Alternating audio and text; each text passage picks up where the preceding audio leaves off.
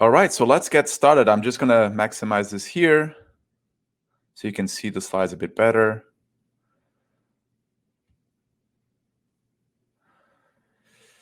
All right, so welcome to our 5th edition, actually, of our weekly design principles. This is, again, a weekly series of short webinars where we cover one new design principle every week. There's a bit of a surprise factor because I never say what principle we're going to cover. So hopefully that's a good reason for you all to come back and see what we are covering every week. The goal here for those who are new to this webinar series, the goal here is for us to learn as much as we can from cognitive science, right? From the areas of attention, perception, memory, and emotion, and really together translate cognitive behaviors of the human mind into design principles.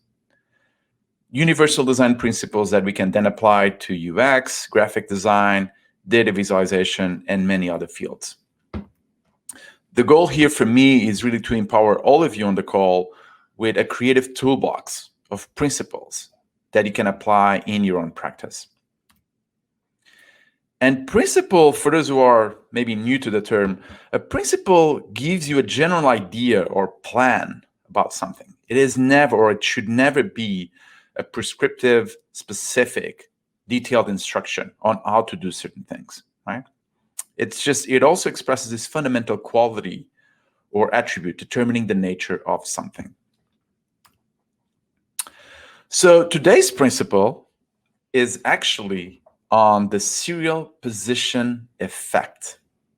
And we're gonna cover extensively what this means for areas of design. So the serial position effect really describes a phenomenon in memory in which items presented at the beginning and end of a list are more likely to be recalled than items in the middle of a list, right?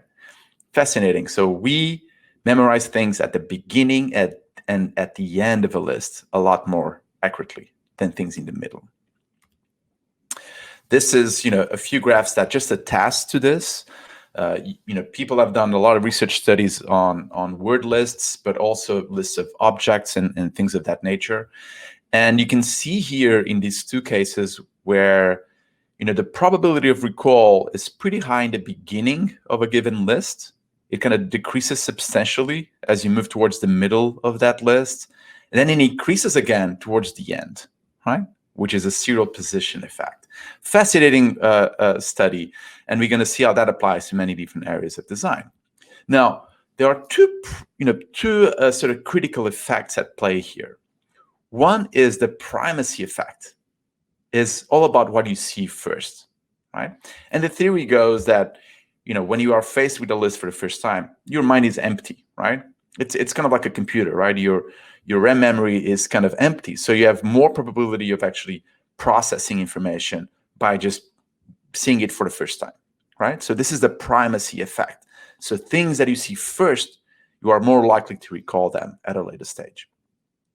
The primacy effect. The second thing at play here is a really important one, which is the recency effect. It's all about what you see last, right? So what you see first, your mind is kind of empty. You are ready to take as much information as you can. Therefore, you might have a better chance of recalling that information that you see first. But also what you see last, which is the most recent things that you actually observed or consumed. There's actually this is also a bias. This is also called the recency bias. There's multiple cases of where this plays, but let's say that you are evaluating someone's performance, right? And you are evaluating someone's performance over a period of 6 months or 1 year. It's very common, and this is a very common bias, that you tend to evaluate that person purely based on the last month alone, right? At least you will tend to give more emphasis on the performance of that person in the last month alone. This is the recency bias because it's just something that's fresher in your memory, right? So you tend to recall those situations, those elements, those the specific episodes a lot more clear it's more vivid in your memory than things that happened 6 months ago or even a year ago, right? So this is the recency effect, and it can apply, of course, to many different situations. So what you see last is also something that you memorize. Of course, clearly, I don't know how many of you have thought about this, but really well-designed restaurant menus have explored this principle extensively, right? So again, the things that you put first at the very top of that menu and the things that you put at the very bottom of that menu, right? Fascinating. So the ones that are really effective really know this and really explore this specific biases that we have, right? So, I mean, and for me, like I always, I have to say, I'm one of those persons that I go to a restaurant and I'm always like uncertain what to ask. And everything that I order, and then my wife or my friends order something else, and I'm always envious, like, did they pick the better one? It goes back to our very first principle, the X law, right? The amount of options. It gives me a lot of anxiety. So I'm always the last to order. That we are in a large group, I always ask the waitress to go around while giving me some time to make a decision. But then sometimes I'm under pressure. I need to make a decision, and more likely than not, I will probably choose the things that are first on that list or very last of that list, right? So this is again the serial position effect. And of course, we have there's many other products and experiences that really leverage this principle. If you notice, of course, Amazon at the very page, above the fold, is most of the information that you really need to make a purchasing decision on a given item, right? Sure, there are other things that you can browse, related items, more detailed information, but that's all secondary. They try to put all the primary information, the things that you're going to recall better, at the very top of that page, right? At the very top of that list, right? Above the fold, as we like to call it. Another example is really the sort of fairly recent popularity of this bottom menus, right? These are things that maybe a few years back were explored, but now it's all over. Any sort of modern website really explores this sort of like the bottom menu that they have here. And this is a great way of leveraging, again, the serial position effects, because you tend to consume the information at the very top, but you tend to scroll, right, to the very bottom of that list, of that page in this case. And this is where you can actually leverage a lot of information about the company, whatever institution that you are featuring as part of this website, right? So this is another case of exploring the richness of this principle. Now, here's a really interesting experiment that they have done that really tells the importance of this specific serial position effect. This experiment was really about understanding the online shopping behavior of customers, right? What they did here was, and this is also important for you to understand that this is not just a vertical list, it can be an horizontal list as well. So what they did here is that they showcased 4 different tents, right? And they were fairly similar, but yet, they had some substantial differences in terms of the build, the color, some of the features that were unique to each one of them. Now, what they did here is that they continuously changed the order of those tents, so that maybe now you see the green one being featured first on the left, and vice versa. This kind of rotated all of them. The first one, irrespectively of which tent it was, always got the higher number of clicks. In fact, was 2.5 more clicks than any other. And it didn't matter which tent it was. Just by the position alone, it got a lot more clicks. Again, it was the first one on that list, right? From left to right. And this is a really important aspect because, sometimes it's about number of clicks, right? It's about generating a purchase in this case. Sometimes it's just consuming information, right? So just the position alone of something, let's say that you are putting together a product and you have a list of features of that product as you see here. Even if those things are not clickable, you want to maybe think about what you're going to showcase as feature number 1, right? In this case, a free 2-day delivery is likely going to be better in terms of it's going to be more memorable, right? People will recall that piece of information more than any other, right? Again, the serial position effect. So not only about the click, but just about memorizing information.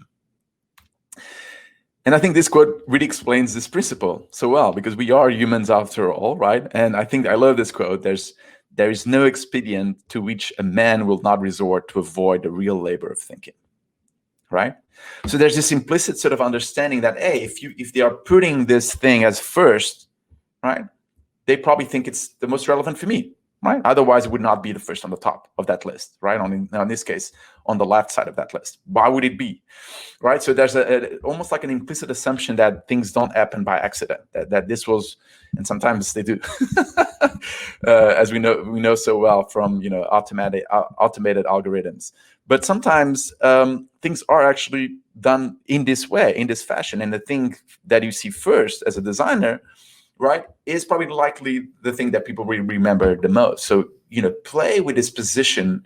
It's a really important sort of instrument for you to play with. Now, it is true that this is a bit of a bias that we have, right? We're just going to avoid every kind of chance we have of thinking hard about things. Now, what I'm going to talk to you is a little bit of an interesting dichotomy that exists within design. And I think this is an open subject for debate. And it's probably going to take a whole webinar to talk about this dichotomy a bit more. But we have gone through a few principles by now, right? And many of these principles, of course, we highlight the importance of simplicity, right? Of making a design that's familiar to the audience, right? That decreases the learning curve, and that therefore it's intuitive, right? We can all relate to how important simplicity is when it comes to designing a great product. Now, the interesting thing is that simple is not always memorable. Because for something to be memorable, right, it's not familiar. It's in fact the opposite. Novelty plays a huge factor in you memorizing, recalling something. And a really interesting one as well, even some element of cryptedness, right, of obscurity, of being hard to read and consume, also increases the chance of that element being more memorable, right? So we are here in this kind of like interesting spectrum of on one side we want it to be simple, familiar, and intuitive, but sometimes that approach will not be as memorable, because memorable is all about novelty and it's all about making it hard to read. That you have to make an effort to understand. So how do we sort of balance these two things? It's not easy, but two important principles come into play: understanding how memory works, right? The first related principle to this is called the von Restorff effect. It tells us that uncommon things are easier to recall than common things. This should be, self-explanatory, right? If you are walking down the street and if you see a red car with like, I don't know, Smarties or M&Ms coming off the rooftop, it's such a novel thing for you that you're not expecting that you'll remember that for sure, right? Rather than just seeing a normal, average, Nissan black car passing through you, right? So advertising, of course, explores this in a great, this is really like the central principle of advertising in many ways, right? It's that element of surprise, right?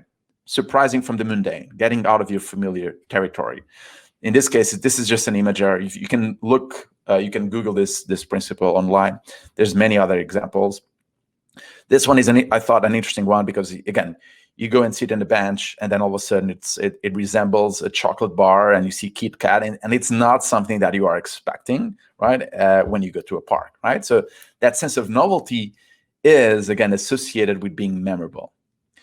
Now, the second one, and that's a really interesting one for designers, we kind of cringe when we actually understand this principle better, is that it's all about the depth of processing. And I think we have actually covered this in one of our past sessions, but thinking hard about a thing improves the likelihood that it can be recalled. This is a really important one, and for us to understand. So these are two examples of the same sentence, right? The same paragraph, just using different fonts. Now, the top one is easier to read, is a much more elegant font, and I think any designer here in the audience would agree that that's a much better option.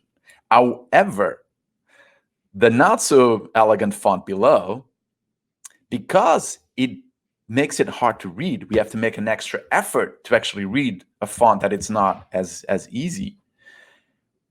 The likelihood of you recalling that increases substantially, and increases basically because you make an extra effort to read it, to understand it.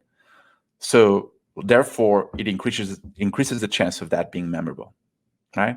So these are really interesting things, because it goes somehow against what we believe as designers is the right thing to do.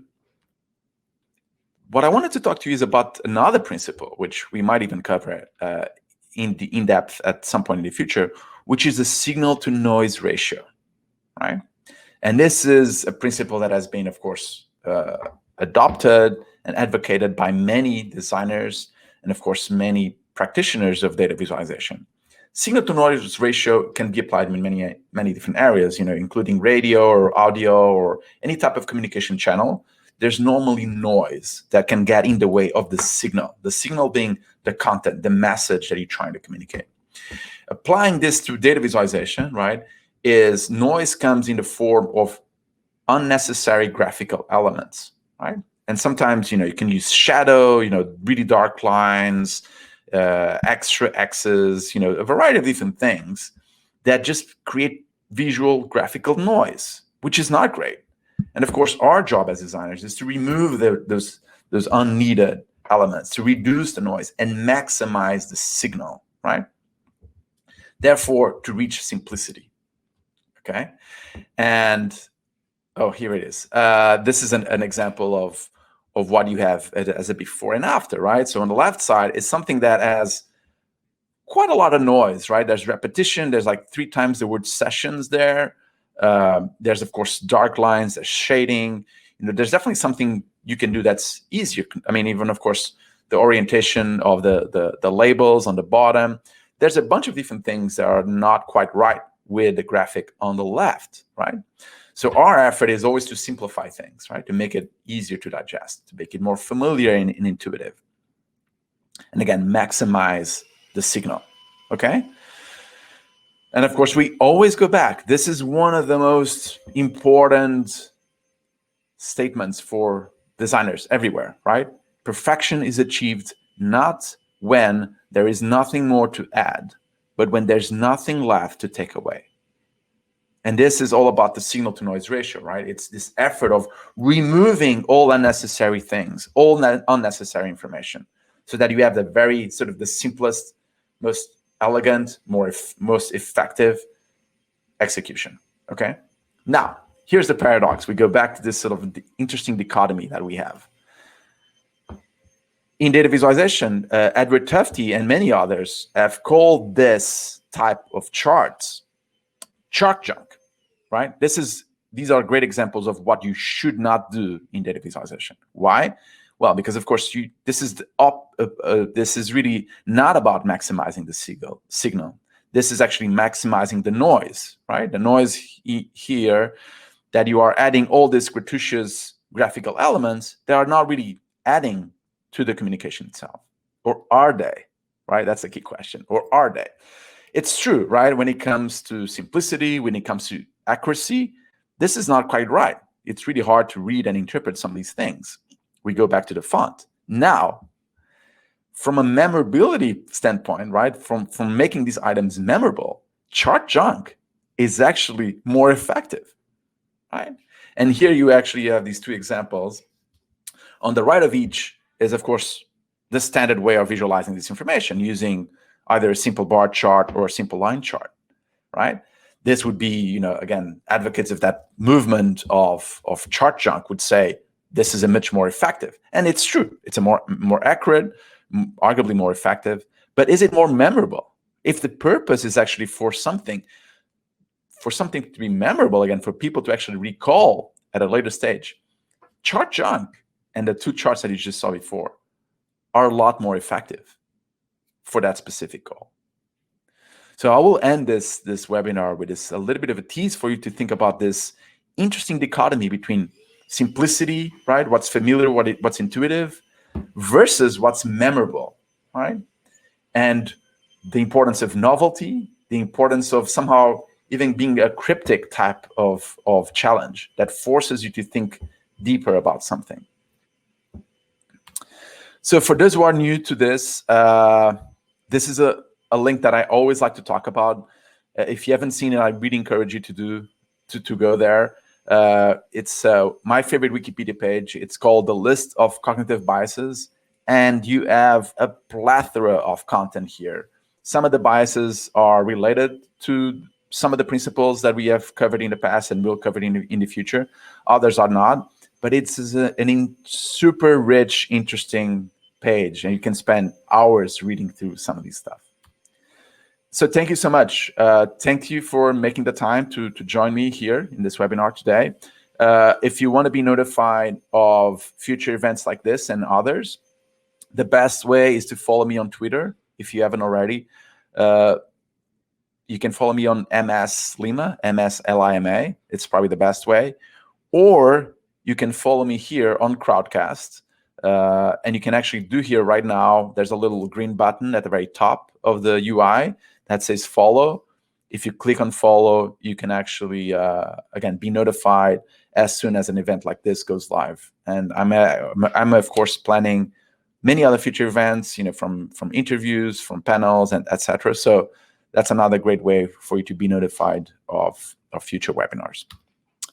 So thank you so much. Let's have a few questions. This is a really interesting topic, hopefully for some of you. All right, so I'm gonna open the ask a question. Great, so Sherry asks, do you have a favorite book on cognitive behavior? Absolutely. I normally say that if, well, I say two things. I say that I am a designer that hates design books because I don't like the idea of being part of this echo chamber, right? Of always regurgitating and consuming the same material over and over. So I'm much more inspired by different areas of knowledge, right? Rather than design. I think that actually can bring a lot more richness to the design practice than just consuming design books. But if I was to save one single design book, let's say that my apartment was on fire and I had to save one single design book, I like to say the one that I would save is the one that I would answer, that I would reply to you, Cherry, is called The Universal Design Principles. It's a great book. The first edition they had 100 different design principles. I think the latest one has 125 design principles. You can get it anywhere. I love the way the book is structured. It's, of course, it's a principle, or they actually practice what they preach. The book is organized alphabetically, so it's a list of 125, I think, the latest version. 125 different principles organized alphabetically. Each principle takes 2 pages. On the left side, you have the title, you have the description of the page, there's links to seminal work that you should dig deeper. On the right side, there's like visual illustrations of how this principle applies to, again, not just UX design or data visualization, but really any sort of design practice, from architecture, interior design, etc., advertising. And then there's also an implicit network within the book that if you are interested in the principle, they also recommend other related principles, kind of like what we do here at the very end, right? So if you are interested in something, there's a strong likelihood that you will be interested in something else. So I really encourage you to get that book. It's a great book. I think it's actually on the links that I shared with all of you as part of this webinar series. It's called The Universal Principles of Design. So the next question comes from Natalie. What is the most creative example of using serial position effect you have ever seen? Ooh, that's a tough one. I'm not sure. I don't know what the creative would be. I think the most effective is likely going to be the Amazon page. I know for a fact that they spend a lot of time optimizing the product page at Amazon. I mean, continuously, right? And for a reason. And I think it has really paid off. When you look at that page and you think about pixel by pixel, the amount of primary information that they prioritize in that above the field area, right? Above the fold, sorry.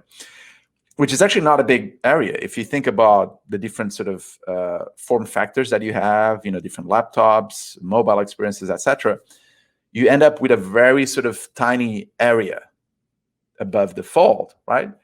So knowing how to prioritize what goes there, right? It's really hard. It's kind of like rocket science. I mean, you have to really be careful about every single pixel that you do there, because everything needs to be, again, the title of the product, the number of reviews, the click to buy, like all of those little things that need to go there. Again, prioritizing that small sort of area at the very top of the page is critical, right? So I think it's one of the most effective design experiences leveraging the serial position effect. So Vivian asks, follow design trends tend to turn things less memorable. Design trends tend to turn things less memorable. Likely, again, I mean, I think it goes back to that familiarity example, right? So there's also a lot of studies on how, familiarity can be a trap for the mind, right? So if you are, let's say that you take a car and you do like always the same route, you start not noticing certain aspects of that route, right? Because again, it's so familiar, it's kind of like you go in autopilot, right? So that's a bit dangerous. While novelty is that element of memorable, right? And it's also one of the there's a fascinating talk. I can probably send you all that video. I think it was a TED talk that I saw maybe a year ago or something, that really talks about the two selves that exist within our own experience, right? And we tend to evaluate sort of a successful life or a memorable life by the things that are out of the ordinary, right? So if you look back at the things that you remember the most, is likely not going to be, the lunch that you have every day, or the sort of the mundane tasks that you do every day, but it's something out of the ordinary, right? It was a special trip that you did somewhere. It was this person that you randomly meet on the street. Like the unexpected, right? In our daily lives are normally the things that we remember the most, right? So this is what you can apply to UI, to design, to UX, and of course, data visualization. So design trends, by the norm, as soon as they become the default, right? As soon as a design trend becomes a standard, right? They are no longer memorable. There's no element of novelty. I think in the beginning of that design trend, I think there's a huge element of that being memorable, because again, it has that sort of element of being new, of novelty, right? But I think as they become the standard and as they become the default, as everyone now has a given sort of fashion trend or accessory, it ceases being new, right? So we have another question here from Darshan. What do you think creates most memorable environment, complexity or clarity? Wow, it's a tough one. It's really hard, right? It goes back to the balance that we were talking about, right? Between simple and memorable. It seems, just from that, the depth of processing example that we've seen, that, making it simple, clarity is of course great for many reasons, in terms of like ease of use, decreases the learning curve, is more intuitive.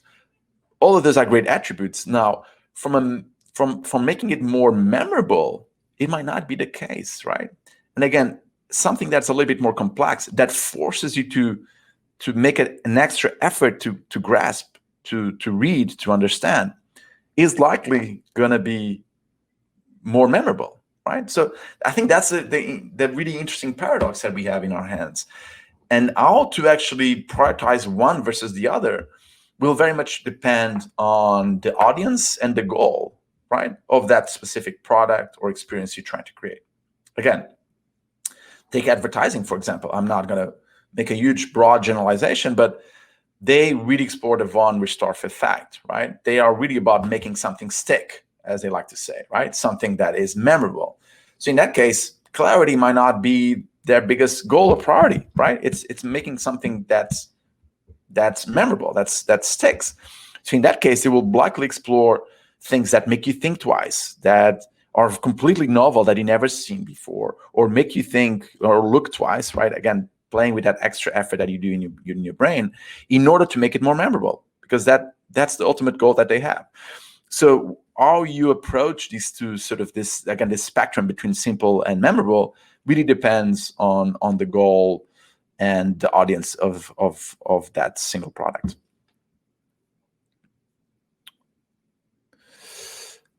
All right, so I think we are out of questions. Like, one of the ways to remember something in the morning is to do something weird with your surroundings at night to trigger your brain. Correct, absolutely. Yeah, there's been a lot of research on this, like on how to make it things a bit, again, stick in your brain. And it can be a very playful type of experience for sure. Thanks, Vivian. Thanks for the question. Yes, I will definitely send you guys the TED talk that I was mentioning. It's a really interesting one that plays with this element of memory and novelty and getting out of the mundane, right? Getting out of what's familiar to us as a means for it to become memorable.